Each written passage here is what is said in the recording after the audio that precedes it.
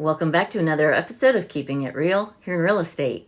Cleaning and pre-packing. All right, you boot campers, maybe this is the week that will be most fun. Cleaning and pre-packing are crucial steps in preparing your home for sale.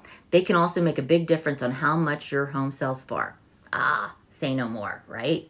If you want in on what exactly pre-packing means and how you can make your house look double the size, maybe not quite, but it does help, you'll want to know that my deep cleaning hacks, and you're in the right place. Hi there, I'm Annette Marble with Key Realty.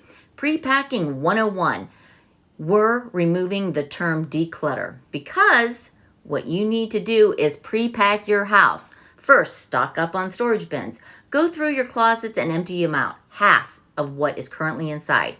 Think about removing half of your shoes, half of your clothes, and half of your jackets. In the mudroom closet, think half.